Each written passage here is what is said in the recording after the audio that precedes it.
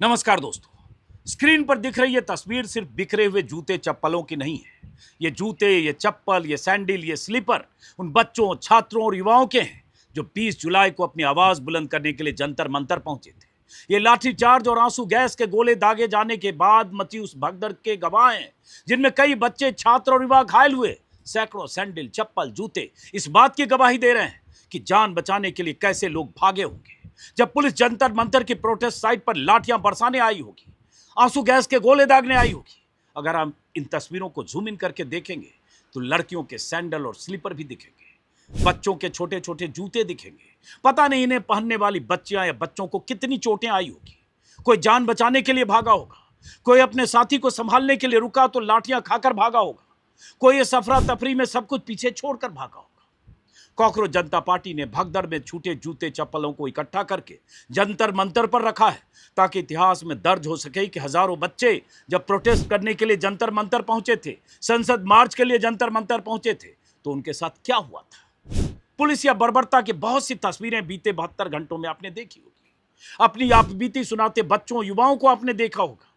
लेकिन ये जूते चप्पल मुंह खोकर सबसे बड़ी गवाही दे रहे हैं। बावजूद इसके सत्ता के शीर्ष पर बैठे मोदी, शाह और उनके लाडले शिक्षा मंत्री अपनी जिद से टस से मस होने को तैयार नहीं है। उल्टे खबर तो यह आ रही है कि पश्चिम बंगाल से सीआरपीएफ की 20 बटालियन यानी लगभग 2000 जवानों को एयरलिफ्ट करके दिल्ली बुलाया जा रहा है या बुला लिया गया है, ताकि प्रदर्शनकारियों को कंट्रोल किया जा सके।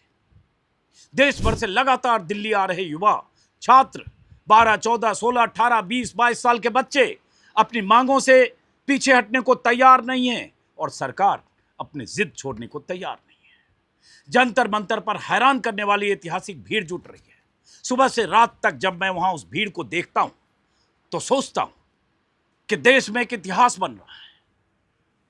भारत के अलग अलग हिस्सों से बच्चे आ रहे हैं, जैसे तैसे आ रहे हैं। हैरान होकर रोज उन बच्चों को देखकर, उनसे बात कर कर जब घर लौटता हूं और फिर बीजेपी नेताओं के बयान देखता हूं तो सोचता हूं, किस मिट्टी के बने हैं ये लोग। इन्हें कुछ दिख क्यों नहीं रहा। संसद में विपक्ष हंगामा कर रहा है, सड़क पर बच्चे और छात्र नारे लगा रहे हैं। संसद परिसर में विपक्ष सरकार की जिम्मेदारी तय करने के लिए प्रदर्शन कर रहा है, नारे लगा रहा है, अपनी मांगों को का पोस्टर लेकर सड़क के खिलाफ लामबंद हो रहा है।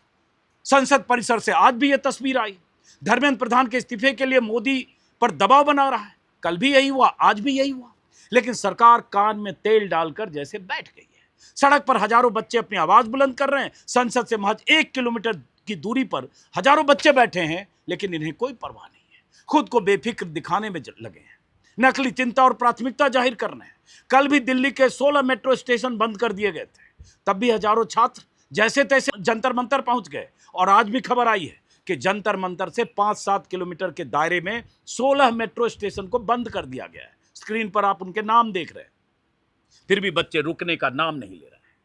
कई कई किलोमीटर तक पैदल चलकर, ऑटो से, उबर से, ओला से, टैक्सी लेकर या किसी साथी की बाइक में बैठकर इस भयंकर गर्मी, उमस और कभी कभी बारिश, इन सब को धता बताकर लगातार जंतर मंतर पहुंच रहे हैं। इन बच्चों को न तो लाठी चार्ज का डर है, न पुलिस के आंसू गैस का। इन्हें लगता है कि हर हाल में सरकार को जिम्मेदारी लेनी चाहिए, और सरकार है कि जिम्मेदारी लेने को तैयार ही नहीं है। जैसा कि मैंने कहा, नकली चिंता, नकली कंसर्न प्रधानमंत्री से लेकर शिक्षा मंत्री और तमाम बीजेपी के नेता जता रहे हैं। जैसे आज ही प्रधानमंत्री मोदी की तरफ से एक ट्वीट किया गया। उन्होंने 9:07 पर लिखा, देश के युवाओं का हित और उनका भविष्य हमारी सर्वोच्च प्राथमिकता है। कैसी प्राथमिकता है और कितनी प्राथमिकता है प्रधानमंत्री के लिए युवा और बच्चे और युवाओं का हित, वो 20 जुलाई की तस्वीरों से पता चल रहा है, जब जख्म के निशान लेकर न जाने कितने युवा बच्चे अपने घर लौटे होंगे। कुछ अस्पतालों में भर्ती हुए, कुछ की तस्वीरें वायरल हुई, कुछ के बयान आए। लेकिन मैंने कल भी कहा, आज भी कह रहा हूं, परसों भी कहा, बहुत सारे बच्चे तो लाठियां खाकर घर गए होंगे। उनकी माएँ उनके जख्मों पर मरहम लगा रही होगी, मसाज कर रही होगी और तरह तरह के इंतजाम कर रही होगी कि उनके बच्चों के जख्म और जख्म से उठता दर्द शांत हो जाए। लेकिन बच्चे फिर भी आ रहे हैं और प्रधानमंत्री कह रहे हैं उनकी देश के युवाओं का हित उनके और उनका भविष्य हमारी सर्वोच्च प्राथमिकता। अगर ये प्राथमिकता होती तो बच्चे जो मांग कर रहे हैं अकाउंटेबिलिटी की, जिम्मेदारी की, प्रधानमंत्री जिम्मेदारी तय करते, वो शिक्षा मंत्री से इस्तीफा लेते। आगे उन्होंने कहा, पेपर लीक के सभी मामलों में दोषियों को जल्द से जल्द कठोर दंड देने के लिए केस के त्वरित निस्तारण के लिए फास्ट ट्रैक कोर्ट्स का गठन किया जाएगा। इस संबंध में निर्देश दे दिए गए हैं। संबंधित विभाग आवश्यक कार्रवाई सुनिश्चित। पहले तो कठोर दंड शिक्षा मंत्री को दीजिए, आप जिम्मेदारी तो वहां से तय कीजिए। उन्होंने आगे लिखा, विद्यार्थियों के हितों को सुरक्षित करने के लिए सरकार द्वारा लिए जा रहे निर्णयों की श्रृंखला में एक महत्वपूर्ण कदम है। युवाओं के भविष्य के साथ खिलवाड़ करने वाले किसी व्यक्ति को बख्शा नहीं जाएगा। कहने में अच्छा लगता है, लेकिन प्रधानमंत्री जी आपकी बातों को बच्चे जुमला मानते हैं और ये जुमले की तरह आपका बयान है, वरना कोई वजह नहीं है कि इतने बच्चे आ रहे हैं, युवा आ रहे हैं, 18, 20, 22 साल के, 16, 17 साल, 15 साल की लड़कियों से मैं बात करके आ रहा हूं, जो बेहद नाराज होकर अपने परिवार से की नाराजगी मोल लेकर या अपने माता पिता को लेकर वहां आ रहे हैं। वो अपने माँ बाप को कह रहे हैं कि आप घर में क्यों बैठे हो, हमें भी ले चलो और आप भी चलो। लाठी चार्ज, आंसू गैस के गोलों के बाद भी आ रहे हैं कि हमें परवाह नहीं, लड़ाई भी जारी रखेंगे, पढ़ाई भी जारी रखेंगे। ऐसे बच्चे बयान दे रहे हैं, अच्छे अच्छे स्कूलों के बच्चे, देश के प्रीमियर इंस्टीट्यूट के बच्चे, लेकिन आपको परवाह नहीं है और आप बयान दे रहे हैं कि भविष्य के साथ खिलवाड़ करने वाले को बख्शा नहीं जाएगा। एक इस्तीफा लेने को तैयार नहीं है। यह मंत्री आपके लिए इतना लाडला है और मंत्री की बेशर्मी देखिए। ऐसी भीड़, ऐसा प्रदर्शन, ऐसा विरोध, देश भर से उठती हुई आवाजों को सुनकर अगर मंत्री में थोड़ा भी शर्म होता, हया होती, तो मंत्री जी इस्तीफा दे देते, लेकिन वो बैठे हैं। राहुल गांधी ने प्रधानमंत्री मोदी के ट्वीट को रीट्वीट करते हुए लिखा, आपने ही हमारे युवाओं के भविष्य को सबसे ज्यादा नुकसान पहुंचाया है। आपने न सिर्फ हमारी शिक्षा व्यवस्था पर पूरा कब्जा होने और उसे बर्बाद होने दिया, बल्कि उसे बढ़ावा दिया। इसके हर जिम्मेदार व्यक्ति को संरक्षण दिया। छात्रों की मांगे साफ है, धर्मेंद्र प्रधान को पद से हटाएं, छात्रों से माफी मांगे, छात्रों के साथ हिंसा करने वालों के खिलाफ कार्रवाई करें। और यही मांग अब सीजेपी की तरफ से किया जा रहा है कि भाई आप 1-1 करोड़ मुआवजा दीजिए। लगातार किया जा रहा है कि उन छात्रों को, 20 बच्चों ने जान दी, खुदकुशी की, और प्रधानमंत्री कह रहे हैं उन्हें बच्चों की चिंता है, तो कहा जा रहा है उनको आप मुआवजा दो, उसके बाद उनकी मांगे मानो। लेकिन प्रधानमंत्री सुनने को तैयार नहीं।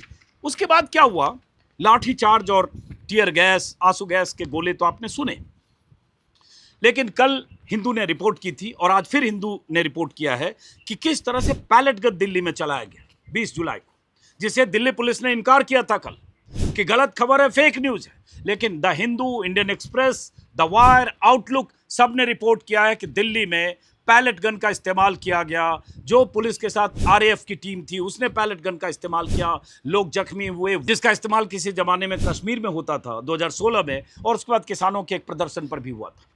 तो जो आज हिंदू में रिपोर्ट फिर छपी है, प्रदर्शनकारी की आंख में पैलेट लगने से दाईं आंख की रोशनी जा सकती है। परिवार की तरफ से कहा गया कि पैलेट गन की चपेट में आए 19 साल के प्रदर्शनकारी की दाईं आंख की रोशनी जा सकती है। साहिल लोचब उसका नाम है और उनकी सर्जरी हुई है एम्स के ट्रॉमा सेंटर में। डॉक्टरों ने उनकी आंख में फंसे पैलेट को निकालने का ऑपरेशन किया है। आंख की पुतली को नुकसान पहुंचा है। उनकी आंखों की रोशनी आने की संभावना 1% है, 1%।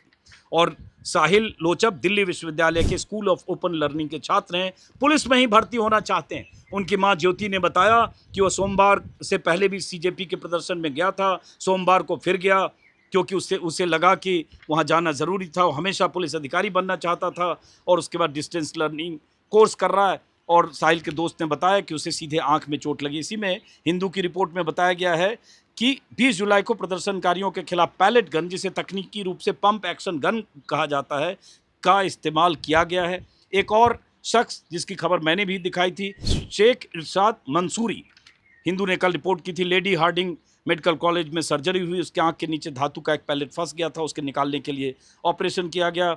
और ये सब तब है जब दिल्ली पुलिस ने कहा कि हमारे पास पैलेट गन नहीं है और हमने कोई इस्तेमाल नहीं किया, मतलब झुठलाया। लेकिन सबूत के तौर पर इंडियन एक्सप्रेस ने भी आज खबर छापी है, सर्जरी के बाद मार्च में घायल हुए प्रदर्शनकारी ने बताया इरशाद शेख के हवाले से कि किस तरह से इरशाद शेख को एक जवान द्वारा जो पैलेट गन चलाया गया उसको पैलेट लगा। उस अस्पताल के अधिकारियों ने बताया कि पैलेट से लगी चोट, मतलब ऐसी चोट जो तेज़ रफ्तार से फेंकी गई छोटी वस्तुओं की वजह से होती है, और ये चोट वास्तव में पैलेट गन से लगी है नहीं, ये फॉरेंसिक से पता चलेगा, लेकिन देखकर यही लग रहा है। और उसके बाद इरशाद ने बताया ये है पूरे फेस पे, इसमें 2 मेजर पार्ट्स हो गए हैं। एक आँख में चला गया है जो कि मेरे muscle of I of muscle को इम्पेक्ट कर रहा है, जो कि मेरे बिजनरी में लाइक प्रॉब्लम क्रिएट कर रहा है। एंड देन ये मेरा यहाँ पे है, ठीक है, ये अंदर चला गया, तो ये जो फ्लूइड होता है कैविटी में उसमें इम्पेक्ट कर रहा है। And the major part is my neck. तो ये जो नेक का पैलेट है ये थोड़ा सा डीप पेनिट्रेट हो गया है, जिसके कारण मेरा जो ब्लड नर्वस है जो कि ब्लड को फ्लो करता है उसमें मी भी इम्पेक्ट करेगा इन फ्यूचर। वही इसी चीज़ का ट्रीटमेंट चल रहा है। तो ये जो पैलेट बॉम्ब था not only in my face, मेरे नेक में and at the same time मेरी शोल्डर पे भी ये मेरी स्किन को पेनिट्रेट करके अंदर इंसर्ट हो गया है। सो बस वही इसी चीज़ का ट्रीटमेंट मेरा भी चल रहा है। And like according to doctors it's very serious for me. Irshad ने बताया है कि कैसे आरएएफ का एक जवान उनके सामने आया, उसके हाथ में बंदूक थी, उसने बंदूक मेरी तरफ दिखाई, मुझे लगा डराने के लिए ऐसा कर रहा है, गोली नहीं चलाएगा। उन्होंने आगे कहा, उसके पीछे लोगों की चीखें सुनाई दे रही थी, लोगों की आवाज़ें आ रही थी, तभी नीली वर्दी वाले जवान ने बंदूक मेरे चेहरे की ओर तानी और गोली चला दी। उसके बाद कुछ मुझे सुनाई नहीं दिया, मेरे शरीर पर कई छर्रे लगे, पहले मुझे जली हुई चीज़ जैसी तेज़ गंध आई, फिर मेरी दाईं भौं के पास, आँख के पास तेज़ दर्द हुआ, और उसके बाद गाल और नाक तक जो छर्रे घुस गए, और उसके बाद जो कुछ हुआ। इरशाद हॉस्पिटल में भर्ती है। ये रिपोर्ट है इंडियन एक्सप्रेस की। आउटलुक के एक रिपोर्टर ने कहा है, आउटलुक के रिपोर्टर को भी ये छर्रे लगे हैं। जब सुरक्षा कर्मियों ने उनकी आवृत्ति आउटलुक ने छापी, एक सुरक्षा कर्मियों ने उसकी दिशा में कुछ ऐसा उठाया जो बंदूक जैसा दिखाई दे रहा था, तो आउटलुक इंडिया के पत्रकार ने सहज तौर पर मुड़कर भागना शुरू किया। कुछ मिनट पहले तक जंतर मंतर के आसपास थे, और उसके बाद उन्होंने बताया कि जब मैंने देखा कि एक पुलिसकर्मी कुछ ऐसा तान रहा था जो बंदूक जैसा दिखाई दे रहा था, मैंने देखा कि वो मेरी ओर निशाना साधे हुए था, तुरंत भागा। मेरे बैग और हाथ पर कोई चीज़ आकर लगी, अगर मैं मुड़ा नहीं होता तो मेरे सीने या चेहरे पर लगती। और घटना के बाद तैयार किए गए मेडिकल रिपोर्ट में उनके हाथ में कई तरह के छेद जैसे घाव दर्ज किए गए हैं। आउटलुक इंडिया द्वारा देखी गई तस्वीरों में भी छोटे छोटे घाव दिखाई दिए, जो छर्रे लगने जैसे घाव दिखाई दे रहे हैं। अब सोचिए, और रिपोर्ट है, द वायर में भी रिपोर्ट है कि इरशाद मंसूरी को किस तरह से जख्म लगा, और वो सीधे सीधे पैलेट गन है, जो एक तरह से कहें तो प्रतिबंधित है। दिल्ली में इसका इस्तेमाल इस तरह से नहीं किया जा सकता, लेकिन पुलिस ने झुठलाया है। कई रिपोर्ट है, आउटलुक का जिक्र किया मैंने, हिंदू में, एक्सप्रेस में, सब जगह है।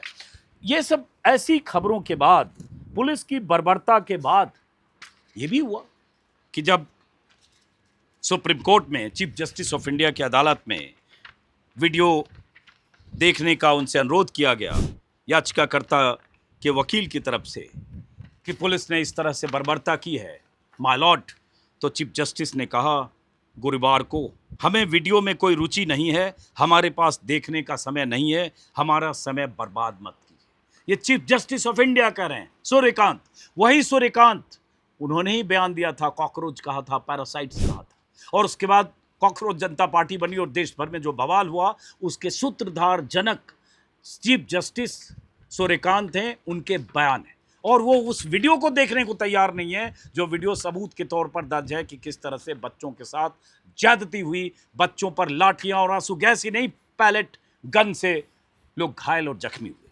लेकिन कोर्ट का फर्क है। सुप्रीम कोर्ट का ये रुख था कि हमारे पास वीडियो देखने का वक्त नहीं है। माय लॉर्ड, दिल्ली में सुप्रीम कोर्ट से 3 किलोमीटर 4 किलोमीटर के रेडियस में पुलिस इस तरह से लाठियां बरसा रही है। छोटे छोटे 16 साल 18 साल 20 साल के बच्चे, बेटे बेटियां लाठियां खाकर रोते बिलखते हुए, उनके परिजन, वीडियो बयान उनके सामने आ रहे हैं, तस्वीरें गवाही दे रही है, और उसके बाद आप करें वीडियो देखने का आपको वक्त नहीं है माय लॉर्ड। लेकिन इसी दिल्ली में एक दूसरी अदालत है, Delhi high court. Delhi high court ने आदेश दिया है कि वीडियो सहित सारा रिकॉर्ड सुरक्षित रखिए। बुधवार को 2 याचिकाओं पर सुनवाई हो रही थी। हाईकोर्ट ने केंद्र सरकार और दिल्ली पुलिस को नोटिस जारी करके 4 सप्ताह में जवाब तलब किया है।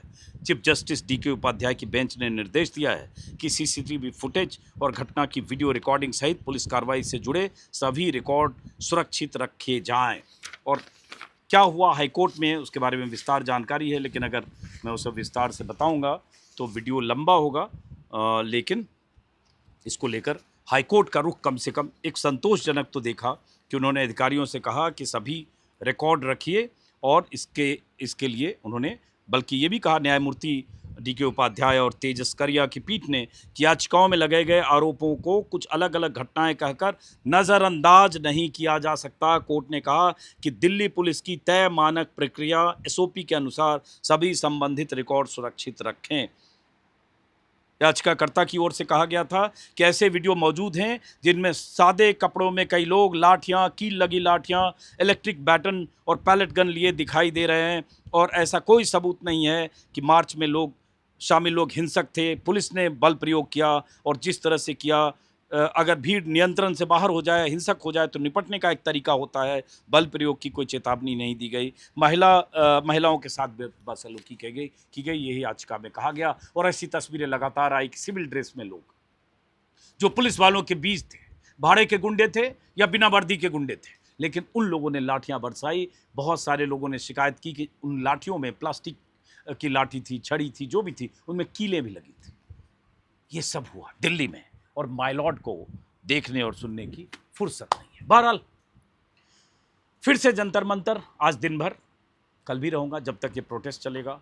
सीजेपी के जो अभिजीत दीपके हैं, उन्होंने कहा है, अपील की है, शांतिपूर्ण प्रदर्शन जारी रखें। उन्होंने ये आरोप लगाया है कि इस प्रदर्शन में, प्रोटेस्ट में बीजेपी के भेजे हुए गुंडे या ऐसे लोग शामिल हो गए जो प्रदर्शन को ख़राब करना चाहते, बदनाम करना चाहते। ये भी हुआ, और ये सब इसलिए भी हो रहा है कि बीते 24 घंटे के भीतर, यानी कल रात, देर रात और परसों देर शाम, जंतर मंतर से 400-500 मीटर दूर सीपी के एरिया में, पार्क होटल के आसपास, संसद मार्ग पर बहुत सारे ऐसे लड़के भी दिखे जिन्होंने पत्थरबाजी की, पुलिस पर पत्थरबाजी भी की, दोनों तरफ से भिड़ंत भी हुई। और इन तस्वीरों को देखकर ऐसा लग रहा है कुछ लफंगे और उत्पाती और उपद्रवी भी इस प्रदर्शन में शामिल होकर इस आंदोलन को बदनाम और ख़राब करना चाहते हैं। तो जिम्मेदारी आप सब छात्रों की, युवाओं की है कि आप शांतिपूर्ण होकर इस आंदोलन में हिस्सा ले रहे हैं, शांतिपूर्ण रहिए। और ऐसे लफंगे, उत्पाती अगर जानबूझकर ऐसी हरकत करते हैं, पत्थरबाजी करते हैं,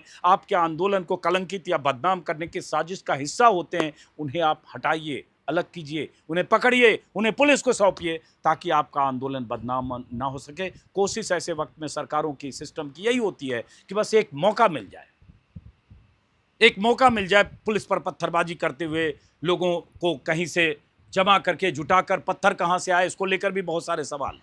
बहुत सारे लोग आरोप लगा रहे हैं कि 2 डंपर में पत्थर लाकर किसने रख दिया था।